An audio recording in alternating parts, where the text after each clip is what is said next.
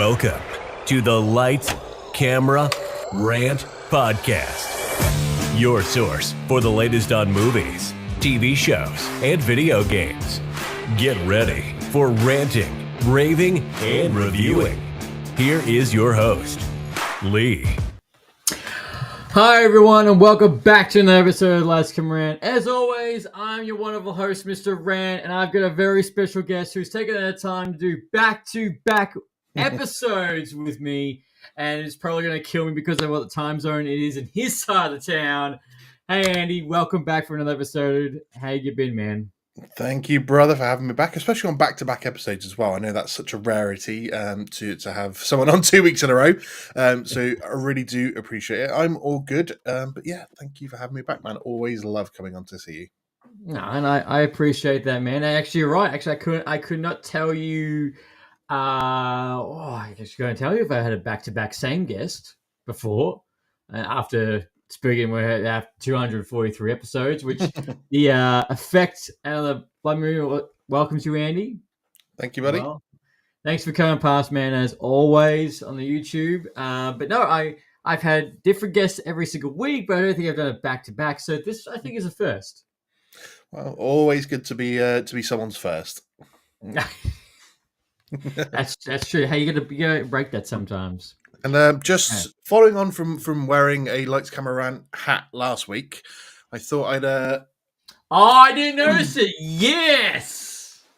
Got the old Lights Camera Rant hoodie on this week. Oh, I love it. Which I think this is appropriate for one of the subjects we're going to be on about today. Oh, don't you worry. We are going to be doing a lot of ranting for what we're going to be talking about. But no, I'm good, dude. It's so good to see you wearing it, and you like the material. Like, it's comfy. It's so comfy. This hoodie is like, it's super nice. It's super soft, and it keeps me just about warm because I don't like to wear a lot of clothing because I get hot quite a lot. But yeah, I've got about 5 or 6 hoodies, and this has become my favorite one to wear. Not just because it actually does genuinely look good as a podcast hoodie, but it's just comfortable to wear. So yeah, it's become pretty much my favorite one to wear. Oh man, that warms my heart. There's plenty more merch on that store if you want any more, and if you want me to make you any more, I'm happy to. The rest of them are like this, then yeah, I might be on there ordering a couple more. No, I need to get some new hats. I got made. The thing is, I made a hat, and I don't know whether or not to get it made because it kind of looks like something else. I got a red hat that says Mr. Rant on it, but from a distance, my wife looked at it and goes, "Is that a Trump hat?" I'm like, okay, maybe we just go with the black and the white Mr. Rant. Maybe we don't go the. Oh no! Don't want any Rant MAGA hats. No, I don't want to. Yeah, make movies great again, Mr. Rant. Actually, hey, I could do that. That would be pretty good. But look, we've got a packed episode. We're going to be looking at Skeleton Crew. We're going to be looking at Kraven the Hunter, which is the very last Sony Marvel film. Which we're going to get into that. If that's a good thing or a bad thing. Well, that's a good thing. We're going to, but we have some news that we need to touch on straight off the bat, which 2 of the news things that's going to be happening is right up your alley on what we want to talk about. The very first thing is Ahsoka Season 2 will start filming in the UK in April, apparently. Yeah, baby. Looking forward to this. I can't. So I think we said this last week. This is going to come out. You think after Mandalorian? Yeah, after Mandalorian Grogu, yeah. It's going to come out and bridge that gap on where the hell Thrawn is, and then lead on to the Thrawn movie. Yeah, I think so, because we're going to get Mandalorian Grogu film. I think this will then come between that, and this will link everything else together, running up to that film that is probably going to be out now in, 3 years' time, maybe? So, well, I think we're going to get Ahsoka late 2025, maybe early 2026. So I really hope that it's going to bridge that gap and get everything in there. Yeah, same too, but do you want to see Hayden or leave Hayden out of this season? Oh, it's a tough one because you want to see more Anakin, especially as Hayden Christensen. So yes, I do want to see it more, but it's that weird thing of how much the story can play. As a Force ghost mentor to Ahsoka. Don't ruin the legacy of Anakin. They did a great job in season 1. Don't step over that too much if it's going to not be worth the time. Yeah, I'm thinking no Anakin at all. I feel like we got this nice. We've had this nice tribute to him in Obi-Wan. He's done. We got this awesome, fantastic scenes in Ahsoka. I feel like we don't need Hayden unless she's about to die, and it's like a 10-minute scene with him, but not in as much as he was in the season 1. I mean, the whole rumors that he's going to be taking on the role of like the father of That's right, yeah. In this series. How much I want that, how relevant would that be to like the sequels and his legacy as the chosen one? I don't know, because you have to take that into consideration now and stuff. So, like I said, I'm always going to want more Anakin. I prefer it to do it like as flashbacks more than anything else, kind of like they did in the Kenobi series, and see it that way. So. Is that a Pokemon behind you, Andy? Yes, next to the Boba Fett helmet, there is my wife's Pokemon. Just for the record, that is her Boba Fett helmet in my Star Wars collection. It's got a cowboy hat on top of it. It's got a helmet, and then she put one of her Pokemons next to it. So yes, that is my wife's Pokemon there. Yeah. Ah, cute. I like the hat. It's actually the over here when the Indiana Jones film came out, they did a special cup at the cinema, like they do the popcorn buckets and cups and stuff. Yeah. So there was an Indiana Jones cup that had like the cowboy hat on top of it, and the straw came through it. Oh, so she's got the cup in the cupboard, but she took the hat off it, and it makes its way around various things in the front room. a little bit here, a little bit there, a little bit here, a little bit there. Yeah. But yeah, well, I thought it was funny that when we were talking about Ahsoka last week, that literally during the week this week, I see, we'll start filming in April UK. I was like, well, there you go. So I'm assuming that we should get some kind of poster or concept art at next celebration. Yeah. They haven't actually confirmed. They haven't actually announced there is a season 2, have they? Yeah, they've said they're doing it. No. Oh. Okay. Well, all right. What do you mean? Sorry. What? For Ahsoka, you mean season 2? Yeah, they haven't actually made an official announcement. Yeah, they did the whole announcement. It's coming. That's why obviously it was announced they were going to start filming and stuff like that. So, okay. It's definitely. And they said that they basically were going to start filming it after the Mandalorian Grogu film had wrapped up. So, which it has wrapped up. It's done and dusted, and we'll talk about someone who's going to be making an appearance on this as well. Where we go? What we got up next, which will be later, is that we've also got. If you want, did you see the new trailer for Invincible? I haven't. It's on my list of things to get to. Come on, man! Come on! I have got a big long list of things to catch up on. Invincible is on that list for sure. Yeah, you've seen Invincible, yeah? No. Fuck. Have you watched Clone Wars yet, Lee? Oh, I 2 seconds. 2 seconds. I was almost about to make that comment. You need to watch Invincible. It is. No, Invincible is definitely on my list of things to get to. It's just something I've not had the time to really sit down and watch yet. So, I've got a big long list of things that I'm ready to go with. Invincible's on there. Arcane is on that list. Shogun is on that list. So the Penguin is on that list. So there's plenty of stuff on there that I need to get to. I just haven't had time, unfortunately. I do have a newborn baby.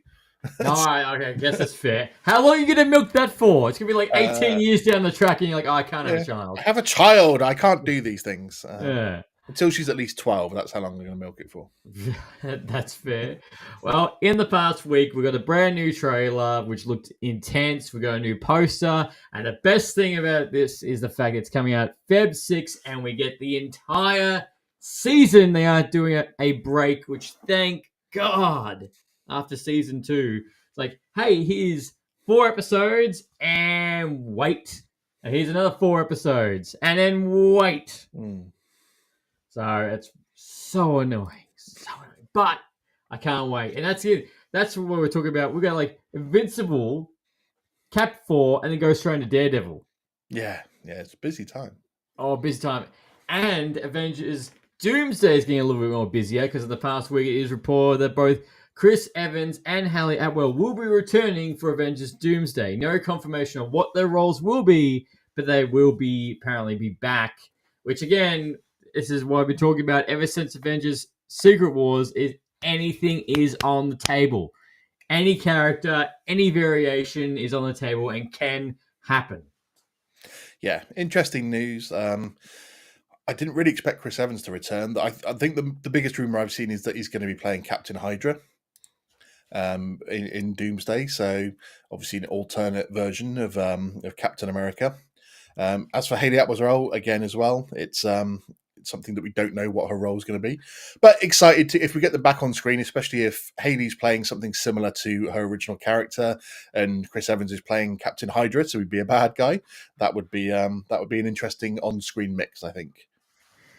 No, I think it will be as well. It's gonna be interesting because like how much they're gonna play in the movie, how much it's gonna be younger Avengers, and obviously the big thing is, I can't wait till we get the first trailer for this. Yeah, it's going to be absolutely insane. Although I think they're going to take the Endgame route where they're not going to show us a lot. I know Endgame, like almost all trailer footage was in the first 15 minutes of the film. So That's it. They're going to give a lot away, but. If he does play Captain Hydra, it's going the same route as obviously having RDJ come back as Doctor Doom. It's having that emotional impact of the current Sacred Timeline Avengers, seeing these two people turn up as villains when they're emotionally connected to the good versions of them. So that's the whole impact of it, isn't it? So that's the whole point. Robert Downey Jr. as Doctor Doom with Hydra Captain America, like just seeing that on screen would be like, holy shit. It'll be mental. Yeah, but that Marvel money keeps him coming back. That's the thing. Till you're 90. Yeah, till you're 90. So many sequels are planned until you're 90. Now, this is the other thing about Mando, the Mando movie, is that Jeremy Allen White is going to be playing Jabba the Hutt's son in the Mando movie. Very interesting news. Rotter the Hutt, I believe his name is, only appeared in the animated Clone Wars film that was released before the series itself started, when he was just a little baby. So I don't even know if this character needs to be voiced by someone famous, simply because he's supposed to speak Huttese. I've never heard a Hutt speak English, or Galactic Basic as it's known in the universe. So having someone famous come on to voice this character seems almost redundant. It's just for like what, a 2-second for just a 2-second character to pull from the Star Wars universe for it just to come in. Like I'm like, okay. I'm like, oh, Jabba the Hutt's son. I'm like, I'm sure, like I don't know much, but I'm pretty sure that's a character I haven't heard zilch about. So I'm sure like that's gonna really make an impact. Yeah. Being in the Mando movie. Yeah, virtually no one knows this character, to be fair, unless you are like an avid Clone Wars fan and have watched that movie. I mean, I've had plenty of people go, "Who is this guy?" And I remind them, and they're like, "Oh yeah, I don't remember this character." So, and it's not like the I can't remember his name off the top of my head, but the guy from The Bear, he has a particularly memorable voice either. I do watch The Bear, being a former chef and all. So, like. Yeah. I don't think he's got a memorable voice. So if this is a genuine casting, which obviously they haven't officially confirmed, it's only been rumored. It's a very strange casting, to be honest. I know.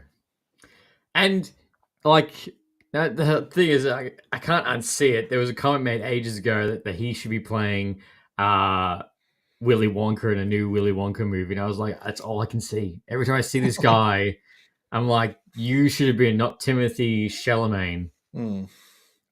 Yeah, just a strange choice for a character that doesn't really need a famous voice actor. No, and when I saw it, I was like, oh, cool. Jabba the Hutt's son's gonna be in Mando and Grogu. That's a key character that I'm really excited to see. in this Star Wars movie. I'm really ready for it. Yeah, bring it on. Yeah, with everything with it going on with Ahsoka and after Mm. season 3 of Mandalorian, I'm just sitting here just going, oh no, where is Jabba the Hutt's son? Like, I feel like it's just, been glossed over. Well, yeah, it's a burning question in the Star Wars universe right now. Yeah, well, we're going to find out. But yes, that's going to be interesting when that gets officially announced. Yes. And also Barbie 2, which was no-brainer. Barbie 2 is rumored to be currently in the works, which, of course, is going to be because it made a shit ton of money at the box office. Yeah, I'm not sure I'll be one of the ones queuing up first day to go in. I'm sure my wife will be because she absolutely loved the movie. But and I did go with her to watch the first one, but I was so hangry that day it wasn't a good day for me. I waited so long to get in to get some food before that movie and then just couldn't get any. So I was not in the best mood for that film. So, but my wife did love it. So yeah, it's no surprise if there's a second one coming, given how successful it was. Nah, 100%. Like, it's going to make another shit ton of money again. I just like, I feel like it was one of those films that the first one was really good, but I don't think it needs a sequel. Like, I feel like it's very wrapped up, kind of. Yeah, I know what you mean. It's not necessarily a need for it, but you can have a completely new story and just milk it for all it's worth right now. Well, that's true, especially when you get Margot Robbie in the titular character. I'm like, yeah, you can make as much as you want. If you're making $1 billion for it, why not do it again? I know, but yes, Barbie 2. Now, this one was interesting. Like, I'm excited for it. I'm curious to know what it's going to look like. Like, visually, like how it's going to look like that way. But James Gunn has confirmed that a Clayface movie is coming on September the 11th, 2026. That's being produced by Matt Reeves and Mike Flanagan. And this is where I'm just like, how is this going to look like? I really do want to see Clayface on the big screen. But again, this is one of those situations where, cool, we're making a Clayface movie. We're doing the Sony thing now. Here's Kraven, but no Spider-Man. Here's Venom, but no Spider-Man. Here's Clayface and no Batman. I mean, yeah, it's going to be interesting because we know Batman is going to be on the way because they're doing What the Brave and the Bold, I think it's called, isn't it? So he's on the way. It's just, is this going to be really out before Batman? Is it going to lead into having him feature with Batman in the future? So it's going to be interesting. But yeah, I'm with you in how is he going to look on screen is going to be the big one for me. Well, that's it. Like, how is it more CGI? Is it going to look more practical effects? Like, how's that going to look? Hang on, was it? It's Batman Brave and the Bold? Yeah, I think so, yeah. Yeah, that doesn't have a release date, does it? No, there's no release date for it as of yet. No, but apparently it's still in the works. Yeah, no release date. But that's got no release date, but the Clayface movie does. We don't know their thinking because obviously James Gunn has come and said things aren't moving in a linear fashion for the new DCU. He says it's going to be like Star Wars where everything comes out as and when they're ready to. It's all going to be different points in the timeline. It's not like the MCU where everything's linear in timeline for the most part. Some bits might overlap, but yeah, so I don't know how much I like that in terms of like he's like, you know, we wait until we've got a script and we're happy with it before we greenlit any films, and then we say when they're going to come out. So it's kind of like, I'm not sure how much I like that approach because then are you messing with it and it becomes too confusing for the timeline, especially when everything is canon. So animated films, TV shows, it's all canon, and then but it's all going to be all over the place. So how does one follow it along without it being in some sort of order? Well, that's it, and like I feel, I know he says, "Oh no, we're not doing the Marvel thing. We're only going to greenlit when we're happy with the script and everything." I'm like, but just 6-8 months ago, you said all these movies that are coming out, and since then, there's a Batman, two Robin dynamic duo movie that's apparently been greenlit, that's animated. We got a Clayface coming in. The Batman Matt Reeves' Arkham TV show apparently is still up, and you're doing the Amanda Waller TV show that's apparently still being up and spoken about. And he says, if whatever they say in the movie, if it's past tense, is canon. Yeah. I mean, but he's also said, like, did he say, he said something weird about canons? Because someone was talking to him about Peacemaker season 1, and he's like, "Oh, most of it is canon apart from certain bits that we're just going to pick and choose to get rid of, like the Justice League cameo at the end of season 1." He's like, "Yeah, that scene isn't canon. We're going to address that somehow and make it like a fever dream or something." So it's just kind of like, he's like, "Yeah, canon is what you want it to be, but it's also not what you want it to be." So he's just like, I'm not sure. The more he talks about it, the weirder this is becoming for the DCU, and I'm not sure I'm liking the turn that it's taking right now. No, I was kind of really hoping with the end of Aquaman that it would be kind of like a clean slate.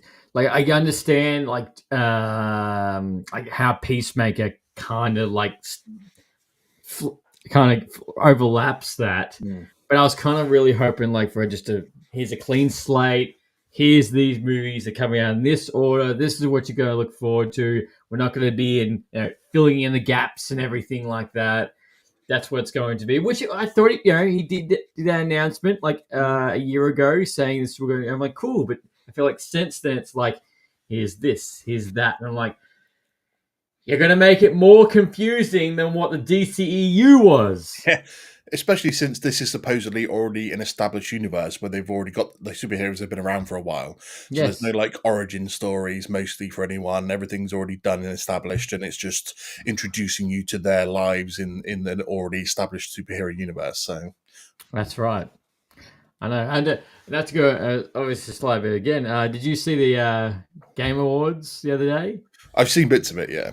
Did anything excite you from all those trailers? Like, I mean, I've only certain bits I've watched. I only watched to see some of the winners. I haven't really seen a lot of things from it. Astro Boy was Game of the Year. I was like, what the shit? Yeah, that surprised me, to be honest. Yeah, I was like,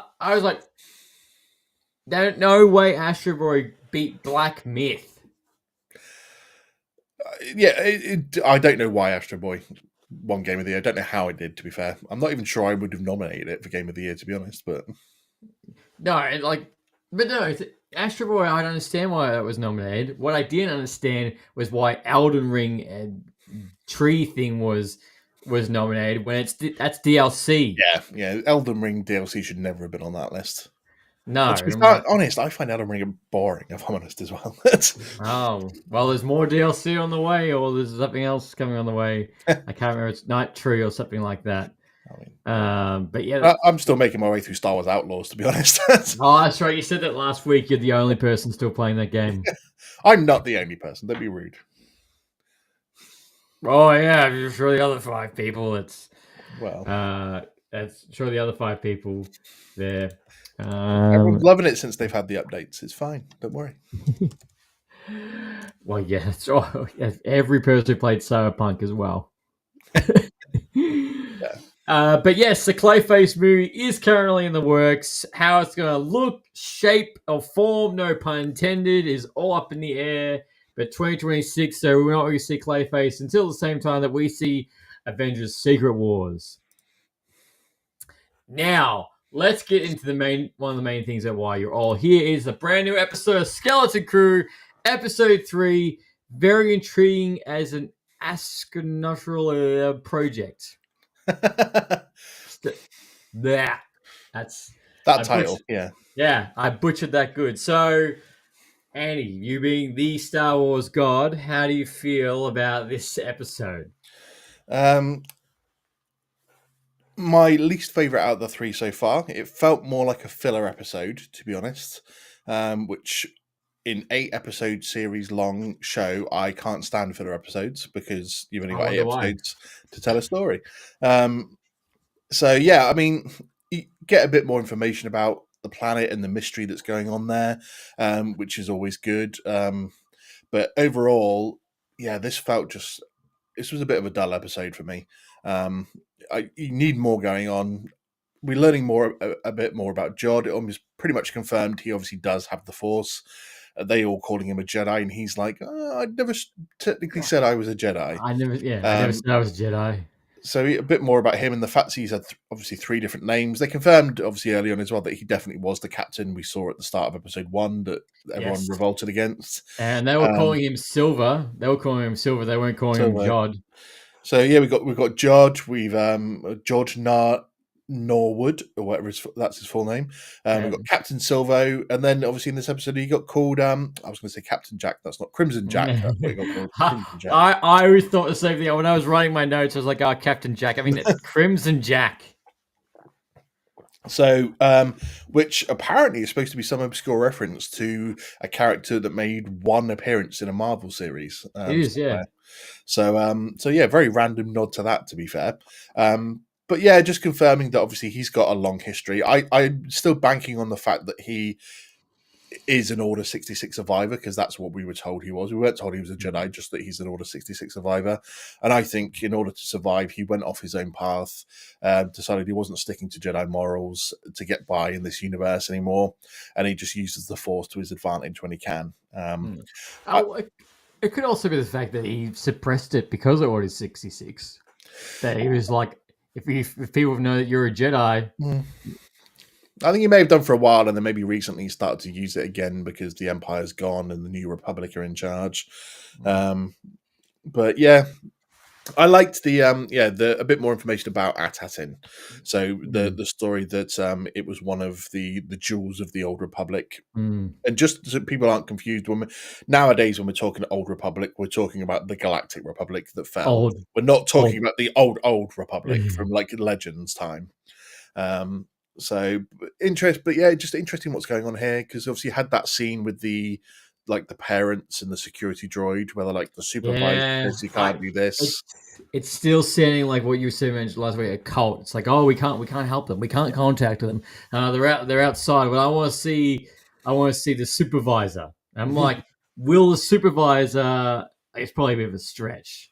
Will that be someone that we know, or it's just going to be someone random? I was saying I would like it to be someone that we know, but it's highly unlikely, because this planet does seem to have been obviously disconnected from the rest of the galaxy for hundreds of years. They've been doing their own thing. So it refers to the Great Works. Obviously, I looked a bit more into it, and the Great Works was something from the High Republic era, where basically they had a group of planets that were used to build various like space stations and space weapons and stuff like that. So I think what they were is that these were planets that were sheltered from the rest of the galaxy and used their resources to build these particular things, and whether they came to disaster because of incidents trying to build this stuff, or whether they were raided by pirates, or whether everything was transferred to Atatin in terms of their resources and treasures and riches, and then sort of destroyed. When they say they were destroyed, I don't think they were blown apart like Alderaan. I think they would have just been like, decimated. Raided, decimated. And this is the last one standing, because it looks like from that map that we saw that there were like 9 planets. So I think the legendary planet she was talking about, Kim. Yeah, the owl cat thing. Yeah, I know. I was like, okay. She was an interesting character, to be fair. But yeah, I think this is just lending more to the mystery, and the parents were told that we can't risk making contact with the Republic, or that they're not allowed to obviously go out and contact anyone anyway. But yeah, in terms of the supervisor, I have a little theory, because in the last week or so, one of the Imperial remnants that we saw, one of the officers in charge, we saw at the the Dark Council meeting with in Mandalorian season 3. He's been cast to appear in the Mandalorian Grogu film. So I wonder if there was a little theory going around that I've had a chat with some people about, that maybe this planet was found by the Imperial remnants or something, and they've been keeping them disconnected from the rest of the galaxy in order to use their resources, and we'll use that to help. Because the Empire disappears and the First Order turn up, and they're still well equipped and well funded and ships, well equipped with a giant planet destroyer. So maybe this planet was kept by the Imperial remnants and it's handed over to the First Order, and maybe the Imperial remnants that are being cast is part of that plan as well. So that was just a little thing to try and connect it together, I think. I'm not Mm. saying it's necessarily true, but it felt like it could be a nice theory to connect it all to that universe. Bit of a stretch, but yeah, it is possible. Yeah, I don't think the Imperial Remnants left over are that clever, to be honest. I think No. I think that obviously Thrawn is well and truly above the rest of them in terms of intelligence levels. Oh yeah. And maybe even oh god, his name's escaped me now from Mandalorian. The main bad guy for like 3 seasons, Moff Gideon. Ah, Sorry, Moff Gideon, yeah. he's obviously You have intelligent as well. something I want. Yeah, so he's obviously intelligent as well. I don't think the rest of them have the intelligence level to maybe maintain something like Atatin and hiding it and using their resources. So, but it was just something nice to connect it together, Yeah. possibly. But that's the big thing is now for me about this series is what's the mystery of the planet? What's going on with it? Why are they disconnected? Who is the supervisor? Why are they keeping them away from the Republic? Yeah, well, Kim didn't really say. Kim just said there was legendary planets that were protected. She didn't say why they were protected in it. The owl thing, which I got the photo of right now. If anyone's watching, she doesn't really explain why they were protected or before they have to scoot off. But Aden looks very modern. Everything's clean tech. From what the first 2 episodes were there. So there's obviously a very high tech level going on there. So there's some decent resource that they must be mining or something. And I do feel like the dad's gonna do something. He's going to discover the dark secret. Yeah, I think he is going to be the ones that busts open the situation on the planet. I think we did talk about that last week. But yeah, it's just why are they disconnected? That's the reason that we need to know. Like I said, I did look into the Great Works, and I think this is part of it because they talked about that in episode 1 for the kids. But obviously, the kids now are starting to question all that and what their parents do as jobs for the government and stuff. So it's starting to unravel. So I mean, you think that next week we're now going to be halfway through this series? So oh my god, you are right too. Shit. And the thing is, we're halfway through, and what's really happened? Kids get off the planet. Then they found the map, and that's it. I mean, we know from the trailer they're going to be visiting other planets, so it's not like they're going to be going straight home. No, so this map is going to be a case of like visiting the planets probably one by one on the map to see if it is Atatin, and it's not. It's going to be a couple of other places. There's going to be obviously some sort of interaction with the pirates from the base. They're going to catch up to them at some point. You've got to solve Jod's mystery of like who he is and what he's really after. Do the New Republic play into it anymore because they're after Crimson Jack? And you've got to connect it to the Mandoverse. So 5 episodes to go. There's a lot to fill in, and if they're still playing this little trick of making it 30 minutes an episode. I did think I almost thought it was that when I saw the Republic fighters, I was like, "Hey, was I right? Is that going to be I forget his name, Carson Tava?" Yeah, I thought, is that going to be Carson Tava? I was like, damn. Yeah, I said the same thing to the wife when I was watching. I was like, "Oh, is that Carson in that X-wing?" And it's like, "Oh no, it just turned out to be some random person." Yeah, just a bunch of randoms. And I did like Kim's comment where she's like, they're like, "Oh, where are they headed?" She's like, you wouldn't believe me if I told you." So, well, there was another interesting thing about again how it could be connected to the wider Mandoverse and maybe even Luke Skywalker in this time, in the fact that the New Republic, if Kim tells them the truth, is about to find out about the existence of Atatin. So is that going to become maybe slightly wider knowledge, or is someone like Leia going to find out who is going to tell Luke, and Luke himself becomes interested in this lost jewel of the Old Republic, and therefore stumbles across everything, or across the kids maybe, or Jod, and it's just a wider way to connect it to the Mandoverse if it grabs the attention of the New Republic. So there's a lot to consider in there about which way they could go with this. Yes, keeping in mind that we've never heard of this planet before, and there's nothing else beyond pretty much this is what's happening right now. I do like how they did save Shmi. Well, sorry, I say Shmi, but SM-33. Yeah, that was good. They went back for him. I mean, I hoped that they did, but obviously seeing some of the droids when he goes to get him, obviously seeing the battle droid in there as well, and the Ishi Tib alien that shows up and talks to him about being the best captain that he ever had, obviously voiced by the legendary Alfred Molina, Yes, Doctor which Octopus from Spider-Man. If you're not as familiar with him. yes, who's now joined both now is in the Marvel Universe, Sony Marvel Universe, and now is in Star Wars. So nice little cameo in that one. But I Mm. just love the fact that, excuse me, if you didn't know who voiced SM33, you never know it was this person ever anyway. No. So obviously Nick Frost, who voices him. Like, I've grown up watching this guy on CBA in the UK. So Is it? yeah, you never know it was Nick Frost because he just No. sounds so different. Now you say you can just hear it, but no, you're right. You would not know at all. No, So actually, it was funny. Actually, it's funny you said that because um, I saw. Oh my god, his name just escaped me. Jod. His real name. Jude Law. Jude Law was on one of the Saturday Night Live shows, and the interviewer was like, "Oh, you must be like one of those." I don't know how many there are, but you'll be one of the people that's gone from Marvel, Harry Potter, and Star Wars. And you should have seen the comments on the YouTube. I was like, I'm sorry, there's Mads Mikkelsen, there's David Tennant. I'm like, yeah, I don't think that guy really did his research at No. all. There's like, I think about 6 or 7 actors that have done that. Yeah. I mean, nice universes to be part of all of, isn't it? If you can get the gig to do it. So just give me one role in Star Wars, let alone 3 different franchises.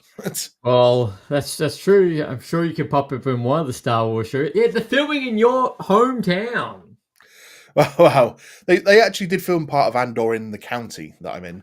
Part of Andor did get filmed in near where I live along the coastline. So season 1 or season 2? Season 1 they did. It wasn't too far from me. And they did actually do some of the Mandalorian near me as well. The episode where the Dark Troopers take Grogu from like the Seeing Stone, where Boba Fett shows up for the first time in the Mandalorian. Yeah.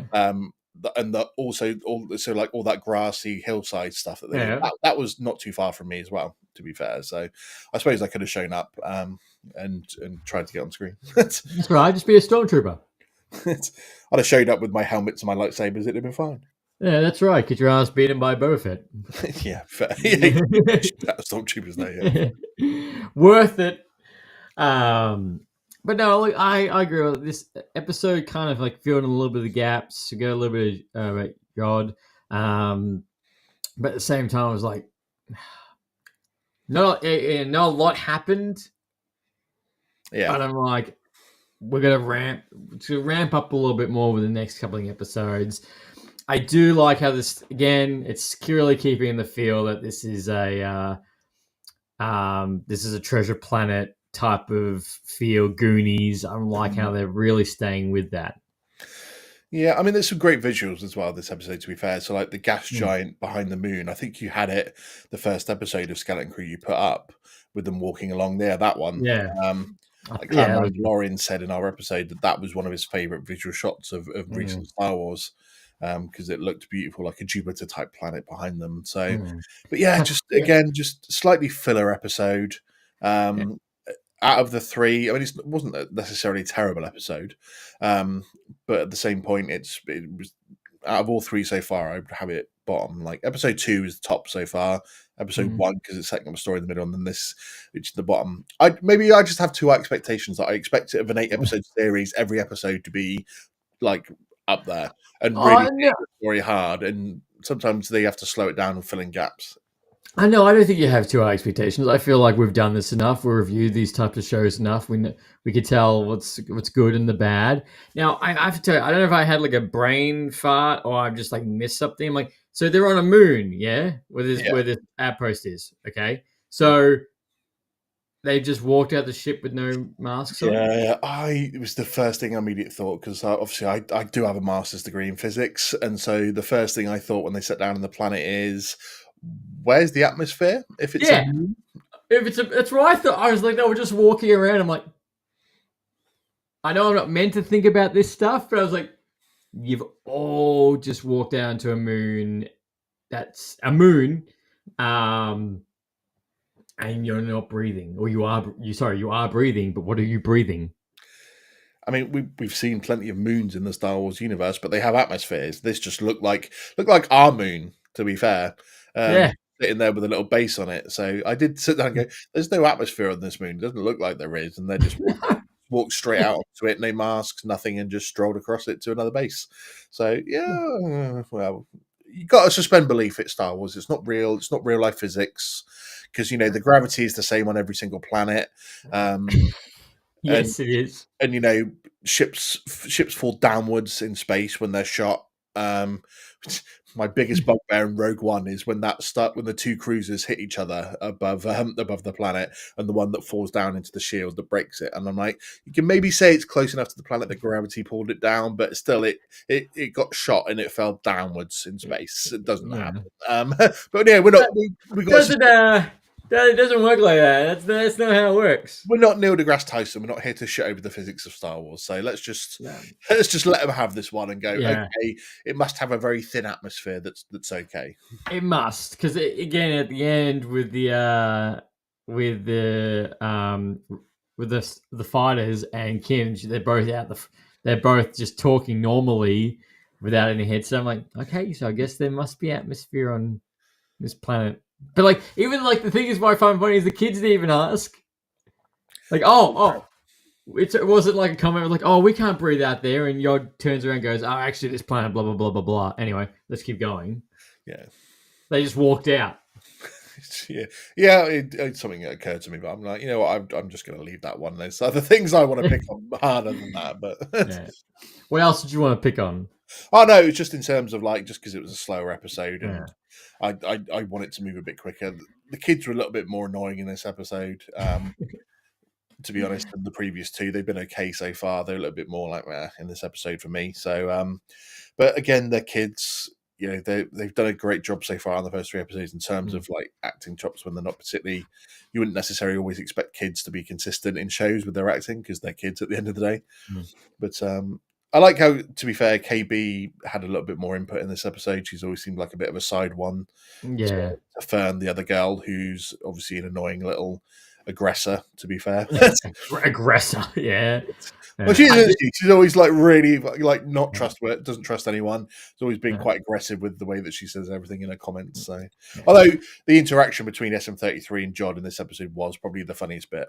SM33 doesn't trust him, and he's just like, "Who are you to give me orders?" And he's walks away, and he turns around, just walks away, and then comes back, and he's like, "Aye." He walks out like that was. I know. I felt like Jod in that, and that seems like, you're a weird droid. But yeah, that was amusing. To be fair, their interaction in this episode.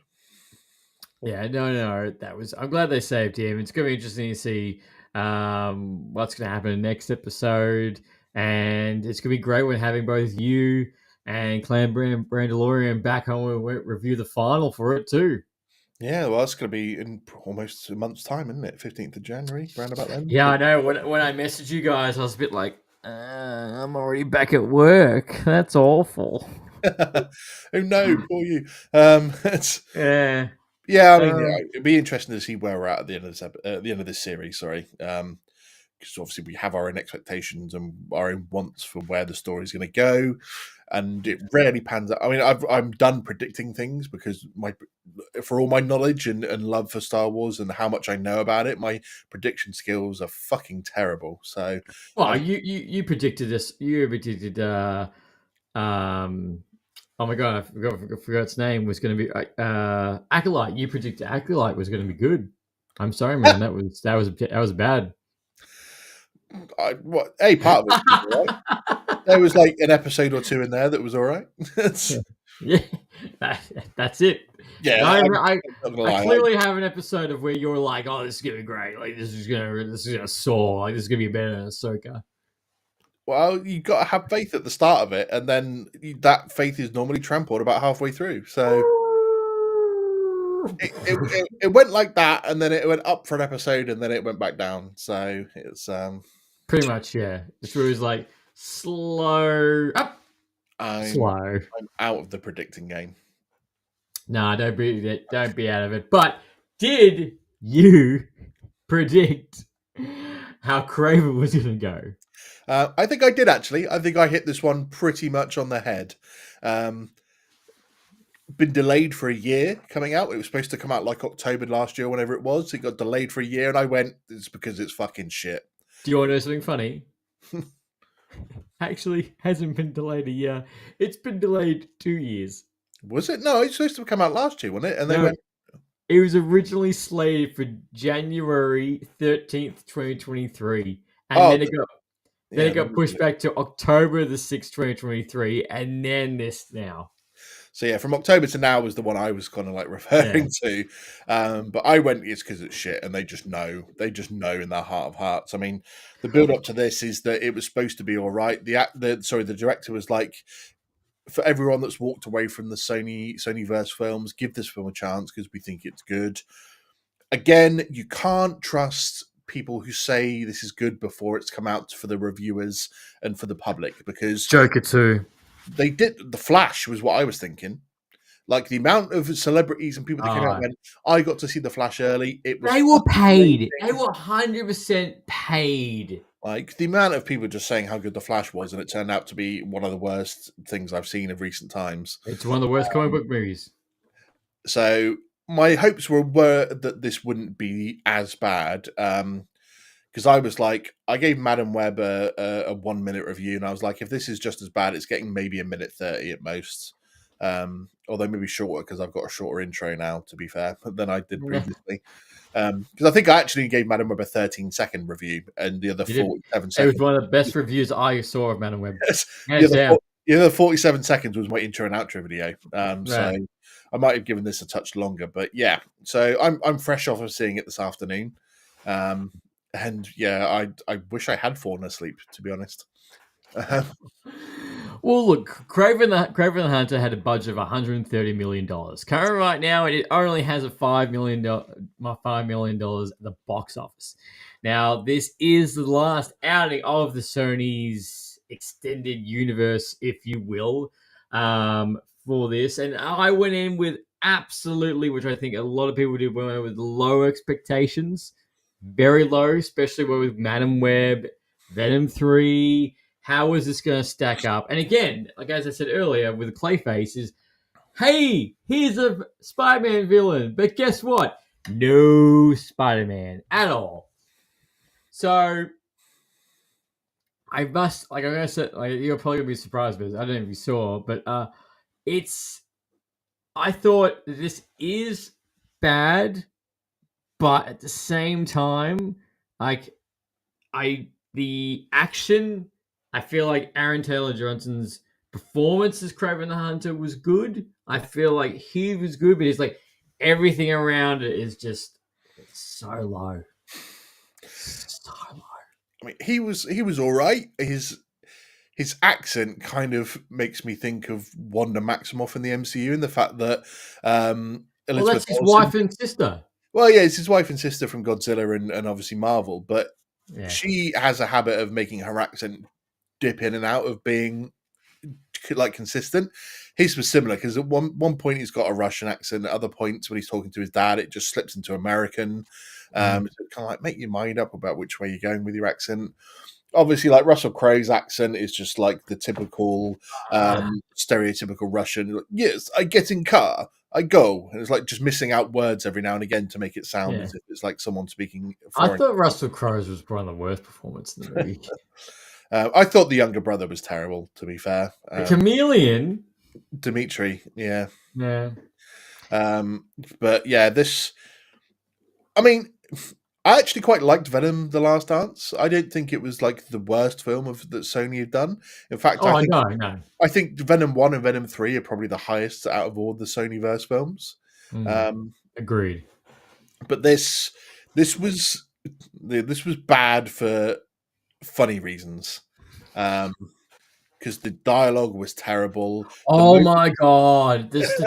Like I put in my letterbox review saying this is one of the dialogue is some of the bad. Some of the scenes, I just were like, who wrote this?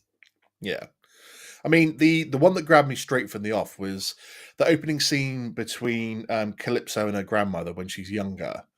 and she's talking about the tarot cards and stuff. The grandmother's acting was awful in this scene. Like she was so stiff with her dialogue delivery.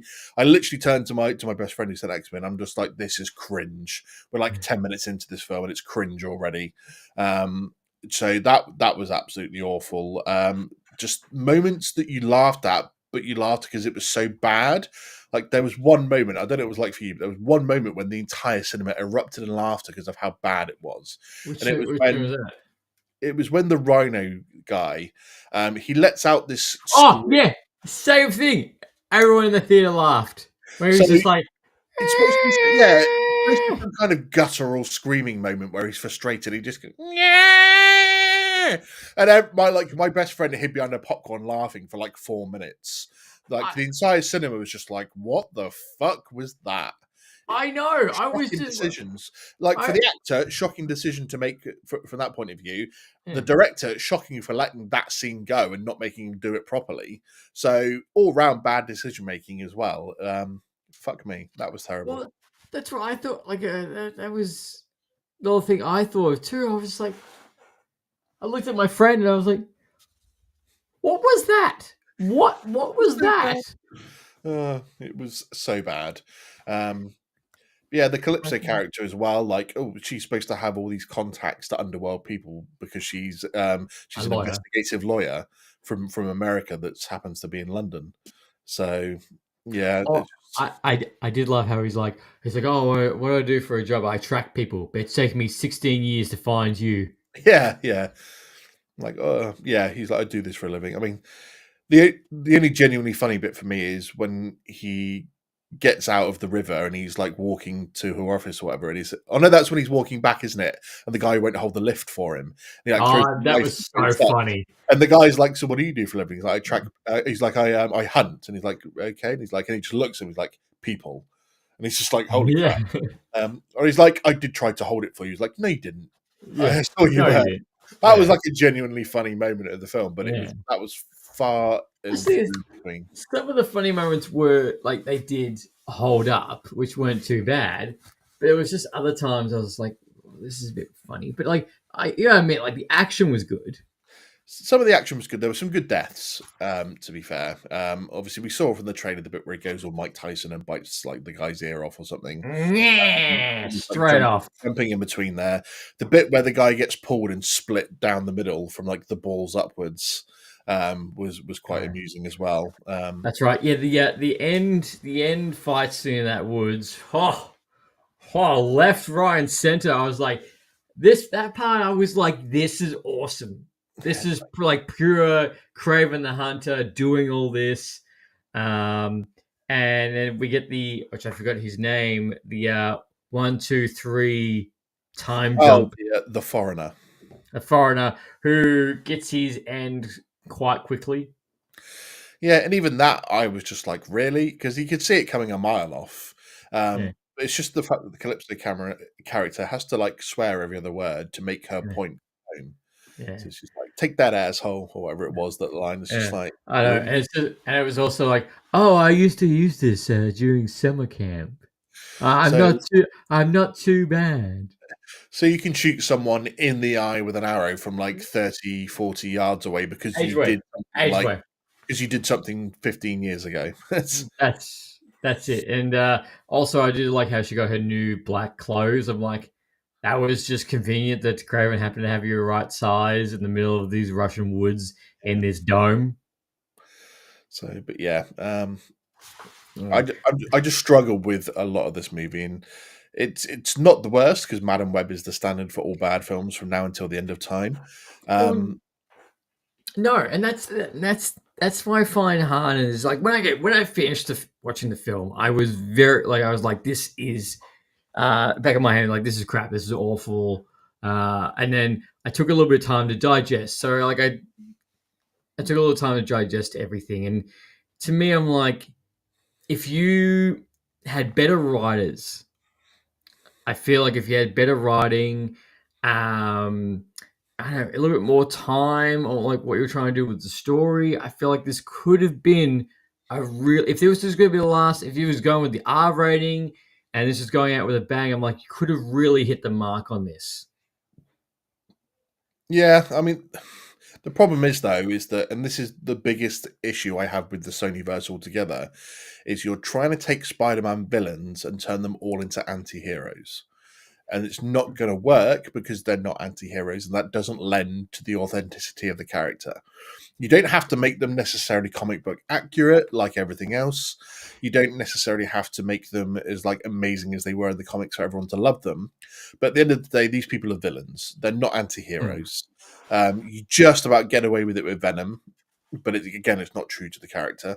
And the same with Kraven. He's like, whether he likes to think he's a good guy or not, he shouldn't be a good guy. No, and that's kind of implied at the ending, isn't it? At the ending, Yeah. he's pretty much, well, no, I am the villain. Yeah. And you could say that technically sets up a Kraven 2 where he is then a villain. Especially since it's because everyone seemed to have been of the theory that whilst the MCU has been using Spider-Man, Sony haven't really been allowed to use him. But in leaked documents this week, it's been said that they've always had the right to use Spider-Man if they want to, including Tom Holland Spider-Man. They've just chosen not to. So in the end, you've decided to fuck yourselves up by taking people that could have been great against Spider-Man and make them anti-heroes in a universe that doesn't work because it's now dead in the water. Especially if this is dead in the water, then you've got the dude from the first Spider-Man film, Michael Keaton's character. He's now stuck in fucking Morbius's universe because he's not getting back. So it's just like, what the fuck is going on with this? Like, you lot have screwed the pooch from the start, and if this was the last one, then this was not the fitting swan song it needed. But it's a fitting swan song to how their universe has gone. They're concentrating on Spider-Man 4, which they don't even have to do anything because that's the MCU anyway. They're just gone, here's the character, use him. Just let them get Spider-Man Noir right and let them do the last Into the Spider-Verse film and get finally finish Beyond the Spider-Verse, which, funny enough, I still look at that and I just laugh. I'm like, they were going to release that a year later. There is no way. It's not like I think they said then recently they still haven't gone and done any recording. No. So it's I don't know what shit they were smoking in the office that day when they went, we're going to get this done in a year. And it's like, we've not even started. No, you're not, which is ridiculous. But no, it's not like, I think to everyone, definitely give the film a chance. Like, I do understand with Sony, I do understand with the Marvel US, but I'd say it is 100% better than, I'd say it's better than Morbius, it's better than Madam Web, it's better than Venom 2. All off the bat, I'd say. Yeah, I think that's fair. But that's the thing, is that, like, it's a darn shame, the fact that, you got Aaron Taylor Johnson, who does a great job as Kraven. At the end of the film, he sits like the comic book character. He's got the lines best, and I'm like, and you're never gonna verse Spider-Man. Like, I would love right now, I could go straight into you versing Spider-Man and Kraven the Last Hunt. Yeah. Like, boom, let's go. But we're not going to get that. No.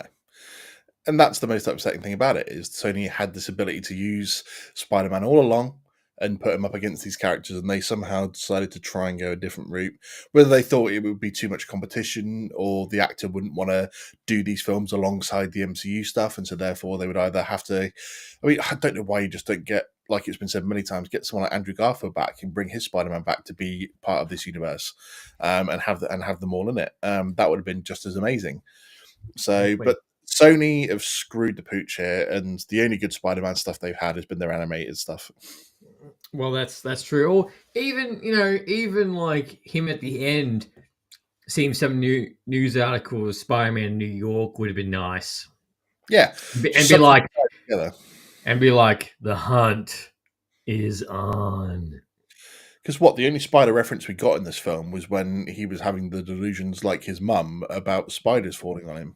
Spiders, the Daily Bugle newsletter. That was cool. Yeah.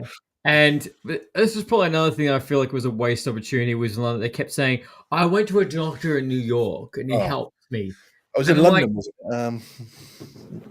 Yeah, and I'm like, you could have said, like, you could just easily go, yeah, I saw a Dr. Connors, and this guy really helped. Like, I feel like that would have made sense with Rhino seeing Dr. Connors. I'm like, okay, that would That would Yeah, make perfect sense. connect it in, make it all connected.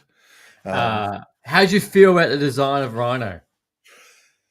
It's funny because we only saw glimpses, didn't we, sort of running up to it, and a lot of people were like, "Oh, live action, it doesn't look too bad." And then what we actually got looked a little bad CGI-ish, in my opinion, anyway. Especially while his face did, anyway. I didn't like how his face looked. Face, yes, but I'd still say it was a better Rhino than Or mechanical uh, suit. yeah. Well, yeah, obviously, the mechanical suit one was a joke. To be fair, so a better version than that. But I mean, I don't know a lot about Rhino from the comics. If I'm honest, it's not because I like when it comes to comic books. I'm not like the clean cut heroes side of comic books. I'm more on the darker side of it. So I haven't watched or read enough Spider-Man to know an awful lot about Rhino individually. Is what he's like as a villain, but to me, like the character was a bit. He's a Rhino, so it's a good. Well, yeah, I did understand that. To be fair, but yeah, I didn't really like the character like in this version. He was a bit too weird for me. So weird. You know what it reminded me of? Jesse Eisenberg's Lex Luthor. Yes, I can see what you mean on that one. Like Yeah, just weird performance of a character that doesn't need to be weird. yeah, I understand what you mean when you say it like that. To be fair, that's probably a good way to compare them. A weird way to go about it, and I just didn't really connect enough with it to care about that character. And then just the fight at the end, I didn't really like that too much either. I mean, his fight and his death, so doesn't even really get like a killing blow in it. I mean, he sort of does in a way, but he looks like he's going to survive to fight a bit more, or Craven's about to kill him off, and then he just dies anyway, lying on the ground. Yeah, just still gets him with a being shivved in his hole in his chest, in his stomach. Yeah, that's how he does it. But yeah, that's kind of how he dies. But that's the thing is the action. I feel like they all nailed on that side of things. And probably the one CGI thing that probably not the Rhino. I think the CGI for the Rhino wasn't too bad, but it was the CGI of the chameleon using Aaron Taylor Johnson's face that I was like, that's bad. That's it's because they kept him at the same height of the original character, wasn't it? Yeah. So he's like shorter, and so it looked like someone was looking through like a rounded piece of glass, but it looked like a fishbowl effect on his head. So yeah, that was definitely random. Yeah, that was the one that was like, ugh. Yeah, didn't really like Dimitri anyway. I know it's like true to his comic book character that he's the chameleon, but again, saying, "Oh, I visited the same doctor, and he's made me stronger and more powerful, and I'm going to take over the family business." Like, who's the doctor? Yeah.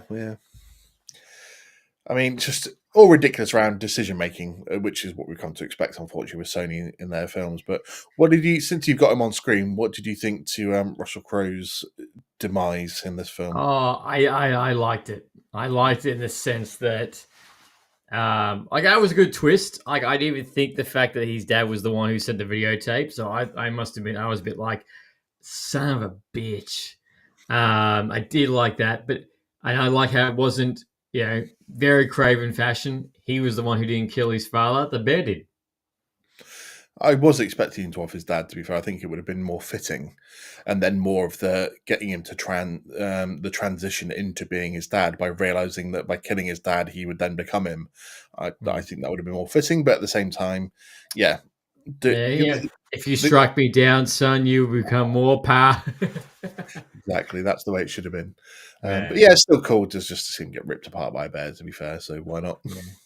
That's true. And did you know that if you get attacked by a lion and the lion's blood goes into your body and some weird chick gives you some water to drink, you finally you have these weird powers of like animal instinct and you're really jacked ripped with an 8-pack. Did you know that?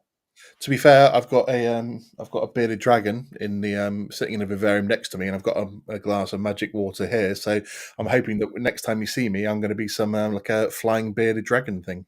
Yeah, surely that's how it works, right? Absolutely, that's what I'm trying tomorrow morning. Look, this is also the last superhero film of the year, and I would probably say it's not. It's definitely not the worst superhero film I've seen this year. It's not the worst uh, film in general I've seen this year. I think, if anything, if we look back on the Sony films, I feel like Craven, Venom one are probably the two I could see being the most rewatched. Okay. I mean, what was the worst one you said? So you said not the worst superhero film we've seen this year. What would you? No, Like, Man was Web that, was the was that worst. this year? Was it? Yeah, Feb. Me, this has been a long year, man. Yeah. I Okay, I wasn't sure if Madam Web was end of last year or if it was this year. no, But yeah, okay, fair enough. There's no disputing that. Then if that was this year, then yeah, okay, absolutely. no. Yeah, definitely not the worst film I've seen this year. Um, especially if Madam Web was in that category. I put it middle of the row for the Sonyverse films. Yeah, Madam Web and Morbius go at the bottom. Oh, Um, good. I have Venom 1 and Venom 3 is probably my top two because Yeah. I went into Venom 3 with no expectations and came out fairly satisfied and enjoyed it for what it was. If you don't go in thinking it's going to be top tier like superhero film, I enjoyed it for what it was. So this film for me will sit in the middle ground of the Sonyverse. Would you go back and rewatch it? Like if it was on the TV, would you go back and rewatch it? I mean, because my wife doesn't come with me to a lot of these films, I would probably sit here and watch it with her if it comes to streaming at some point, which I'm sure obviously it will. But I won't go out of my way to watch it again because I don't think there's anything that excited me enough about it to go back and watch it. Although, to be fair, I might keep my wife away from watching it once she sees how ripped Aaron Taylor Johnson was for this film. I know. It was like, Shame. damn. So, might have to cover her eyes up for a few scenes on that one. But yeah, it's not something I'll rush back to watch. I mean, I went to watch Red One about 2 weeks ago. I enjoyed that more than I enjoyed this. Really? I'd put this above Red One. I put Red One above this personally, but Nah. Red One, I was like, this is just a typical rock movie, and my review was the most interesting thing about this movie is the world, not the characters. I enjoyed it. I thought it wasn't as bad as as the reviews I'd seen for it led me to believe. Really, But not even how he shrank down and verse those guys when he shrank it's down. a little bit different, isn't it? We've not really seen a film like this where like the extent of everything is being kept from the people and the governments are in on it and all that sort of stuff. I think it was just fun. Like I don't think this is anyone that went into this with like a serious critique of it and just but it just wasn't supposed to be serious. I don't think it should have been treated that way. And it was just fun at the end of the day. Like, they want to put across a warm Christmas message that you can, like Christmas movies or warm heart movies do, which the bullshit if you can change yourself if for the better of your son or your children or whatever. Like, that story's always going to be in there. And it doesn't necessarily mean that it has to be the best part of the movie. But I just enjoyed it. I rate it better than Craven. I'm sorry. Shoot me now. I mean, I can't agree. What do you give Craven out of 10? I think I saw, if I'm not on Instagram, you gave it like 2.5 stars. Is that out of 5? 2.5 stars out of 5. Slightly higher rating, but okay. Yeah, 2. Good. I enjoyed this more than I enjoyed Joker 2. I mean, I've not watched Joker 2 for the simple reason that if everyone hated it that much, there's no way I'm going to enjoy it. So I would probably get round to it at some point. It's just not. I'm not going to rush to watch it. That's for sure. I like what I say in my review. It's just an epilogue, really. Like if you watch the Joker 1, it's just basically an epilogue. Like doesn't really do as much as I thought. It doesn't do as much as what I wanted it to do, that's me. But I think it could have done more. This was really almost like screw you to the fans with Joker 2. Fair. But I mean, Craven, I give it a 4 out of 10. Okay. It's below average, but it's passable. So almost like 2 stars, really. 1.5 to 2 stars if we're going out of 5. So, yeah. I mean, because when you look at the rest of them, I think I gave Venom 3 like 6.5 out of 10. No, that's good. That's fair for Venom. I think Venom 1 is going to be around a similar Yes. thing. I would go much higher than that. I still think Venom he's been the best Sony film that they've produced. Sony Marvel film. But obviously, Yeah. Madam Web we know is in minus scores. It doesn't even register in the positive. Morbius isn't much better. I feel like it was almost the same writers. Like I know it's not, but like the same writers. Like I don't know. Like how do you just look at this dialogue and go, yeah, that's something they would say. I mean, we can't get into the dialogue of Madam Web because my head will explode. Oh no, Which is why that's I gave it 13 seconds, because if I talked about it for any longer, I would have fucking killed myself. So no. I know, and it's funny. Like I was saying to somebody the other day, it was like, oh, what do you think is the worst movie you've seen this year? I said Madam Web. Like that's the movie where I could honestly say I've sit down, I've watched the whole thing, and I'm like, this is bad. Like this is just bad, not on a superhero level. This is bad of a film. yeah, I think that's the thing, isn't it? So you don't just use this to base whether it's a bad superhero movie. You use this as the basis for all bad movies. Period. Yeah. I'm pretty sure I've watched B grade, like college student made films that are better than Madam Web. So I'm pretty sure I've watched. I'm pretty sure I've seen the plot of porn movies be better than Madam Web. So I needed I need to make a clip of that. Boom. Yeah, I really that at least at least the pizza boy is dubbed over his lines. yeah, the dialogue. I'm going to say it outright. You can clip this as well. Like the dialogue of porn movies was better than Madam Web. So that's where it's at. Yeah. That's where my reviews go anyway. Yeah. At least the villain of the porn movie isn't dubbed over. And at least everyone got a proper happy ending. So yeah, not the viewers. Not the viewers, not at all. Well, any final words for Kraven the Hunter before we wrap this up? A sad way really to wrap up the Sonyverse. We were expecting it to, or hoping it was going to be better. Not the worst film either that they've done, which is a relief, because that would have been a hell of a way to end it. It's passable, but unfortunately, it's no more than that. From now on, just for the love of God, let the MCU handle any of the Spider-Man villains and Spider-Man characters. For the love of God, yes, please. Sony, I don't know, go buy something else. Just something else. Like you do such a great job on other things. I just don't know why Sony you haven't been able to put the Sony films together. Sorry, the Marvel films together so well. Like I just don't understand. And look, yes, I do also agree with you, Andy, that right now they really do need to focus on Spider-Man 4, and they really need to focus on Beyond the Spider-Verse, because the gap between hang on. If I just have a look, where are we? Which I understand, things have happened in between that, and there's also been delays. Yeah, so Spider-Verse, Into the Spider-Verse was 2018. Across the Spider-Verse is 2023. So 2019, 2022. So about 5 years. I think it's not until like 2027 they're expecting Beyond the Spider-Verse. Fuck me. So only like 3 years after they said it was going to be. Yeah, well, they said it was going to be a year. Oh, yeah. Where is this last thing here? Production beginning December 23. Yeah, see nothing on a date. Yeah.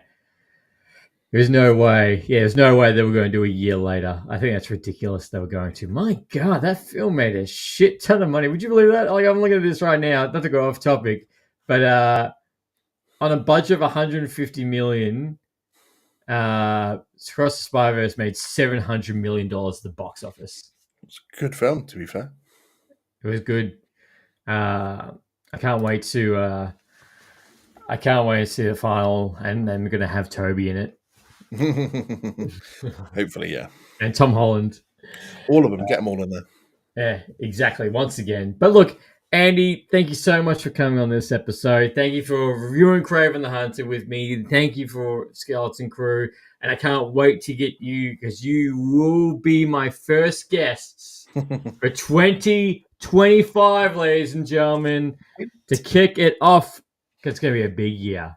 Yeah, we have got a lot going on over the next year, haven't we? We were talking about that before we started the show.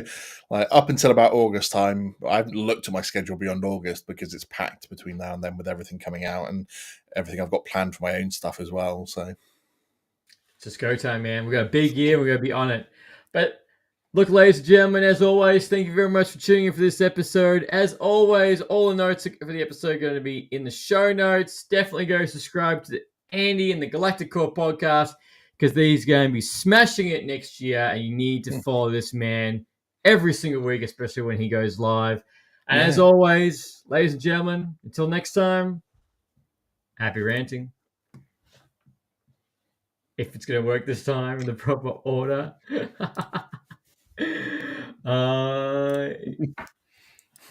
Bingo.